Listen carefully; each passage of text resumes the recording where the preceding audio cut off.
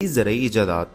जदीद ज़रई मशीनरी में माजा automatic LK model एक अहम इजाफा है जो बगात में फल तोड़ने के अमल को नहायत आसान बनाता है। ये मशीन दरख्तों को हल्के अंदाज में हिलाकर फल गिराती है जिससे फल को नुकसान नहीं पहुंचता और क्वालिटी बेहतर रहती है। इस मशीन के इस्तेमाल से बागबानों का वक्त और मेहनत दोनों बचती है। खास तौर पर बड़े बागात के मालिकान के लिए कि जदीद टेक्नोलॉजी पैदावार बढ़ाने और अखराजात कम करने में नहायत मददगार साबित हो सकती है। मौसम।